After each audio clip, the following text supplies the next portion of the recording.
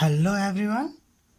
हमने इलेक्ट्रिसिटी के last chapter में पढ़ा था कि जूल्स लॉ ऑफ हीटिंग क्या होता है। क्या पढ़ा था हमने? जूल्स लॉ ऑफ हीटिंग क्या होता है, या इलेक्ट्रिक करंट का हीटिंग इफेक्ट के बारे में हमने पढ़ा था। उसमें हमने जाना था कि वो जो वर्क डन है वही कैसे एज अ हीटिंग इफेक्ट हमें रिजल्ट मिलता है, और कोई भी अप्लायंसेस एज अ हीटअप हमें एनर्जी दिखाता है अपना। तो उसी को आगे बढ़ाते हुए आज हम पढ़ने जा रहे हैं इलेक्ट्रिक पावर। ये इलेक्ट्रिक पावर क्या होता है, ये पढ़ने से पहले हम इलेक्ट्रिक एनर्जी के बारे में थोड़ी सी जानने की कोशिश करेंगे, क्योंकि ये जो इलेक्ट्रिक पावर है ये कहीं ना कहीं इलेक्ट्रिक एनर्जी से ही डिराइव हुई कोई क्वांटिटी है।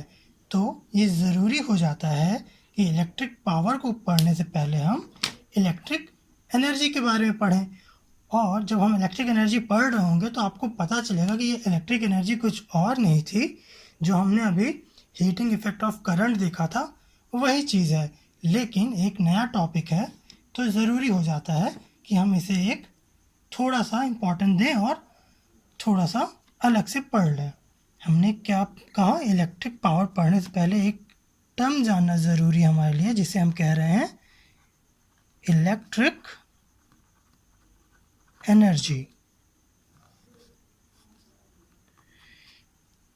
तो हमने लास्ट क्लास में जब हम heating effect of electric current पढ़ रहे थे तो हमने क्या देखा था? हमने देखा था कि कोई अप्लायंसेस है। अप्लायंसेस मतलब क्या? बेसिकली वो करंट के फ्लो में रेजिस्टेंस प्रोवाइड करा रहा है। तो अप्लायंसेस को एज अ रजिस्टर भी हम दिखा सकते हैं। तो हमने क्या कहा कि मान लेते हैं ये कोई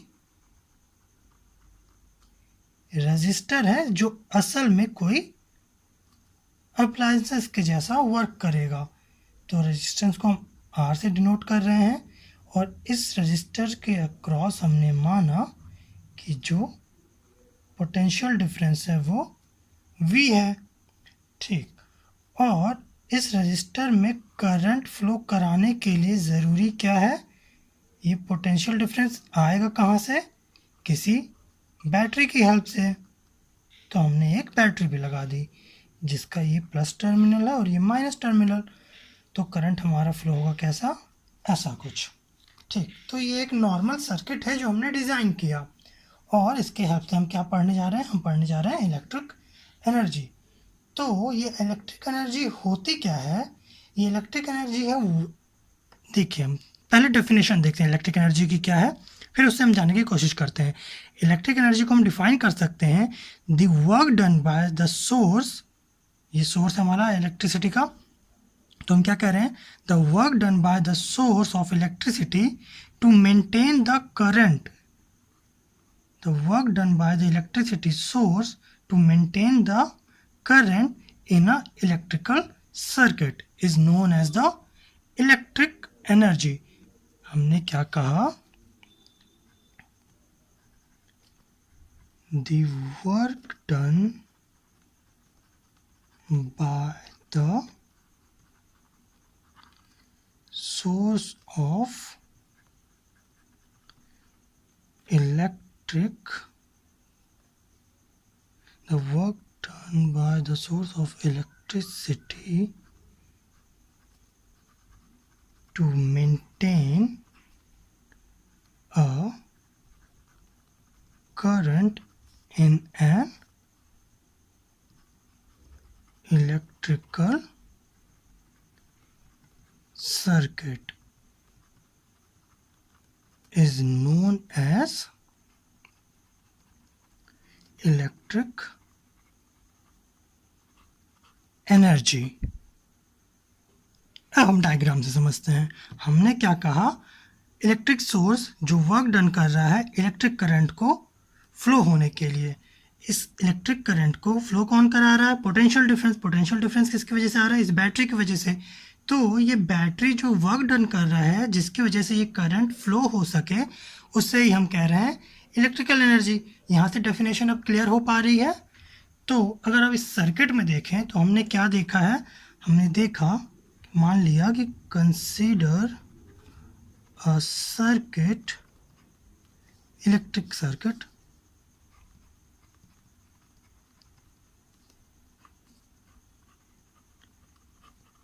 which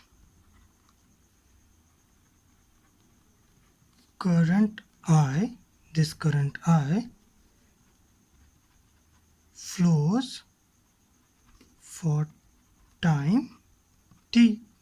हमने माना कि कोई सर्किट है जिसमें I करंट t टाइम के लिए फ्लो हो रहा है, और इस केस में हमने लास्ट जब heating effect of electric current पढ़ा था तो हमने देखा था जब t टाइम तक I करंट फ्लो हो उस केस में टोटल चार्ज जो होता है वो हमारा I इंटू टी हो जाता है। ठीक, ये चीज़ थी जो हमने लास्ट क्लास में भी देखी हुई है। आगे देखते हैं, और हमने इसमें क्या किया, हमने V पोटेंशियल डिफरेंस अप्लाइड किया सर्किट में और आगे देखा, and if V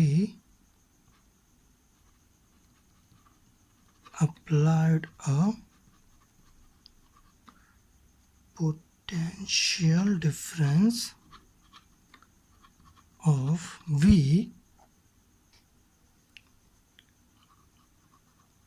across the circuit, then work done to maintain the flow of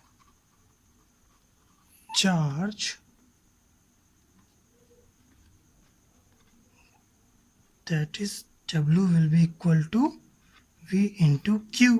ये कहाँ से आया, ये आपको देखने में नया लग रहा होगा, लेकिन आप लास्ट जो हीटिंग इफेक्ट हमने पढ़ा था उसमें जब हमने पोटेंशियल डिफरेंस की बात की थी तो हमने क्या कहा था, पोटेंशियल डिफरेंस क्या होता है, work done per unit charge. तो ये Q को हमने इस पार रख लिया और उससे हमने वर्क डन जो किया गया इस पोटेंशियल डिफरेंस के अक्रॉस Q चार्ज को फ्लो कराने में, उससे वर्क डन की क्वांटिटी को निकालने की कोशिश की है। इसीलिए एक अलग सी लैंग्वेज आपको ये दिख रही है, बाकी ये है वही पुरानी चीज़। यहाँ पे आप चाहें तो रेफरेंस के लिए यहाँ पे ऐसा लिख सकते हैं कि पोटेंशियल डिफरेंस क्या था, work done per unit charge, और यहीं से हमने W की वैल्यू V इंटू Q को अलग कर लिया है। आगे देखते हैं। ठीक, तो अभी तक हमने क्या देखा, हमने दो फॉर्मूले देखे। हमने देखा कि अगर I करंट t टाइम तक फ्लो हो तो उस केस में टोटल चार्ज को हम इस फॉर्मूले से मेज़र करते हैं, और पोटेंशियल डिफरेंस के फॉर्मूले से ही हमने वर्क डन को निकाला है अगर किसी सर्किट में V पोटेंशियल डिफरेंस हो और Q चार्ज उसमें फ्लो हो रहा हो। तो अगर यहाँ से हम यहाँ Q की वैल्यू इसमें पुट करें तो W इक्वल टू क्या हो जाएगा हमारा, V Q की वैल्यू I इंटू टी। और आपको ये फॉर्मूला कुछ जाना पहचाना लग रहा होगा क्योंकि हमने लास्ट क्लास में देखा था कि यही एज अ हीटिंग इफेक्ट हमें देखने को मिल रहा था, और यही सेम चीज़ इलेक्ट्रिक एनर्जी भी है। इसी के बारे में हमने कहा था कि जब हम इसे डिराइव कर लेंगे तो आपको पता चलेगा ये कोई नई चीज़ नहीं है, जो अभी तक हम पढ़ते आ रहे थे वही चीज़ है, बस इसे ही हम अब E इक्वल टू जो कि इलेक्ट्रिक एनर्जी रिप्रेजेंट कर रहा है उसे हम VIT कह के मेंशन कर रहे हैं। तो यहाँ से हम क्या कह सकते हैं, this work done is equal to the electric energy consume by the current, जो कि है E इक्वल टू VIT। यही चीज़ थी। आपको थोड़ा सा टाइम लगा है इसमें 10 मिनट का, लेकिन चीज़ें क्लियर हो गई कि इलेक्ट्रिक एनर्जी, हीटिंग इफेक्ट और वर्क डन तीनों ही सेम फार्मूले से हम डिनोट कर रहे हैं।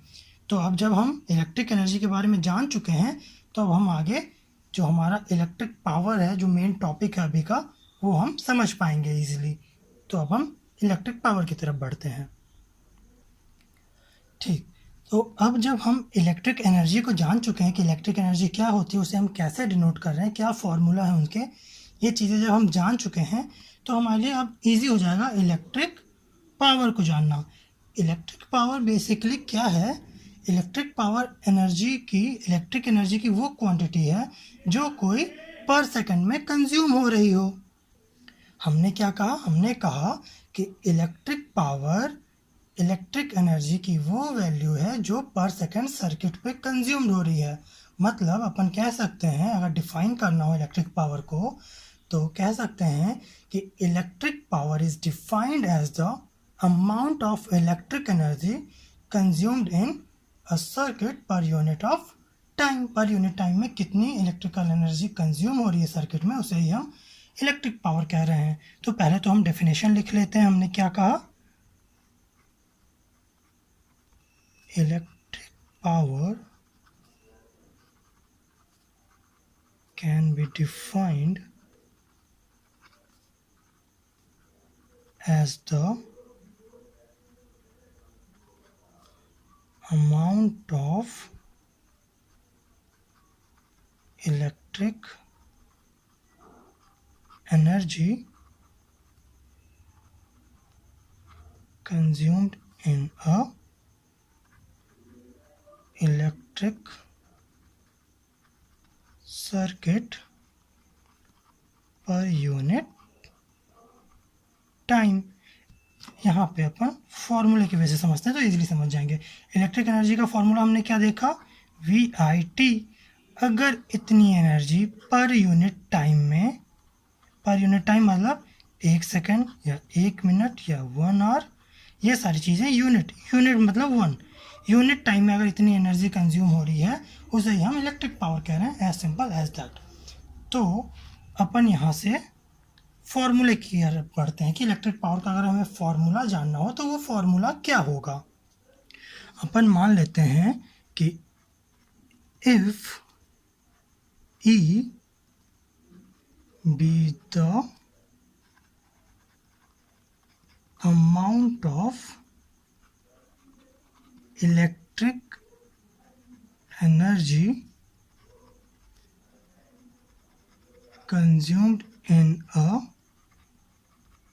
electric circuit in t time और t सेकेंड, यूनिट टाइम ले रहे हैं तो अपन यूनिट सेकेंड यहाँ पे कंसीडर कर लिया हमने कि t सेकेंड में अगर E अमाउंट की इलेक्ट्रिक एनर्जी कंज्यूम्ड हो रही है, देन द इलेक्ट्रिक पावर, जिसे हम P से डिनोट कर रहे हैं,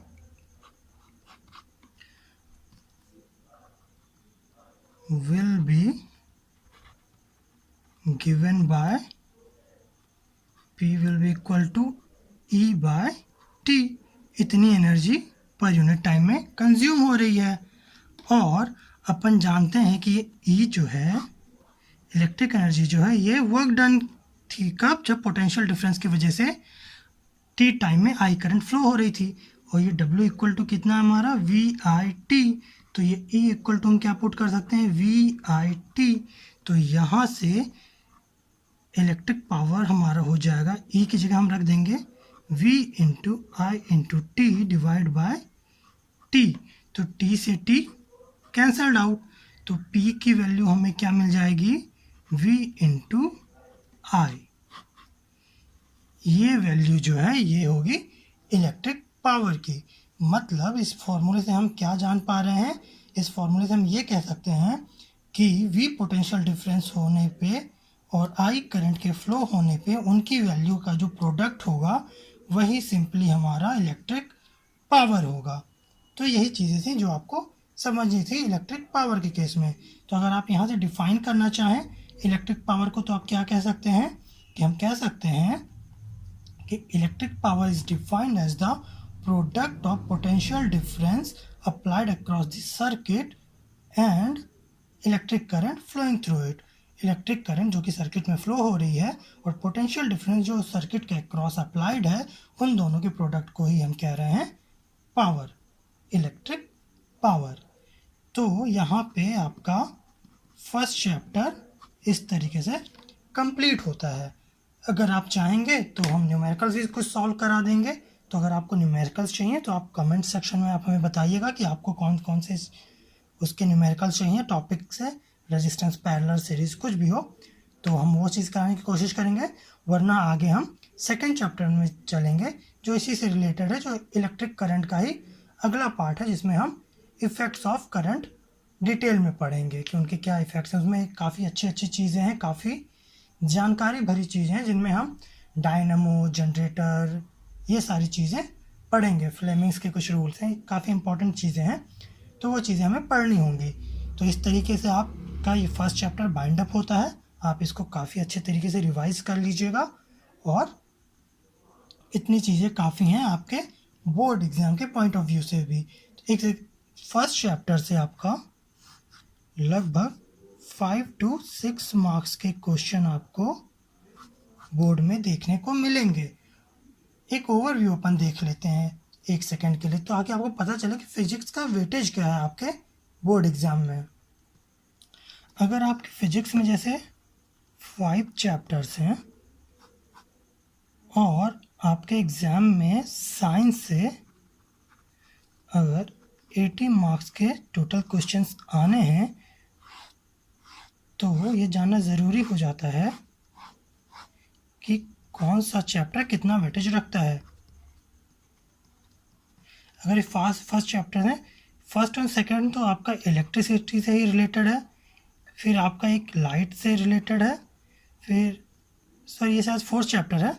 अपन चैप्टर के सीक्वेंस बदल सकते हैं, लेकिन अपन नाम तो जानते ही हैं। तो इलेक्ट्रिसिटी के 2 चैप्टर हैं, एक लाइट्स का है, एक आपका एनर्जी का है, मतलब इन्वायरमेंटल एनर्जी वाला पार्ट है, और एक फिज़िकल वर्ल्ड है जिसमें आपको लेंस वगैरह ये सारी चीज़ें पढ़नी है। हाँ, तो जो इलेक्ट्रिसिटी के चैप्टर हैं इनमें आपके 5 to 6 मार्क्स से क्वेश्चन आएंगे दोनों में।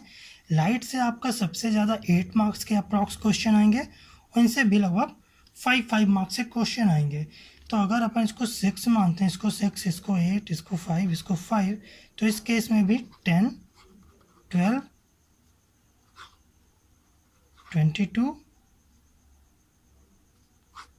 प्लस 8, और अगर ये 5 आया तो 30 या 28, आपके लगभग 28 मार्क्स के क्वेश्चन फिजिक्स से ही पूछे जाएंगे आपके साइंस सेक्शन में। हो सकता है ये +-2 वैल्यू वेरी करे, 26 या 30, तो आपको एक तरीके से पता चल जाता है कि आपको किस सब्जेक्ट पे कितनी कमांड रखनी है। तो ये आप बिल्कुल इसे इग्नोर नहीं कर पाएंगे, आपको ये चीज़ें अच्छे से कवर करनी होंगी। तो ठीक है, ये सारी चीज़ें तो हम आगे भी डिस्कस करते रहेंगे कि किससे क्या मार्क्स से क्वेश्चन बनते हैं, कितने आने हैं। अभी ज़रूरी हो जाता है कि एक एक चीज़ हम डिटेल में पढ़ लें, क्योंकि अभी हमारे पास टाइम है, टाइम की कोई शॉर्टेज नहीं है। क्योंकि अगर आप देखना चाहें तो हमने अभी लास्ट कितना टाइम हमने इस चैप्टर को दिया, हमने लगभग 8 या 9 लेक्चर्स कवर किए हैं यूनिट फर्स्ट को कंप्लीट करने में। और इसे अगर हम 5 आवर के आसपास भी माने तो 5 आवर में अगर हमारा एक यूनिट ख़त्म हो रहा है, और इसी तरह 5 में अगर मान लेते हैं सेकंड, इसको अगर 8 आवर में मान लेते हैं हमारा थर्ड, और ऐसे 20 आवर में ये दोनों मान लेते हैं 10 आवर्स के, फिर भी इस केस में भी 30, 38, 40 आवर्स के आसपास आपके लग रहे हैं फिजिक्स में। तो कोई ज़्यादा टाइम नहीं लग रहा है, फिर इसके बाद बस आपको रिवाइज करना रह जाएगा, तो आप इजीली सारा कुछ कवर कर ले जाएंगे। तो अभी आप बिल्कुल भी सेलेक्टेड पढ़ने की कोशिश ना करें, आप कोशिश करें कि आपको हर एक चीज़ डिटेल में पढ़नी है। ठीक है, बाकी ज्ञान की बातें अपन बाद में करेंगे। आप इसको बाइंड अप करते हैं और आप इसको रिवाइज करिएगा। ठीक है, ओके।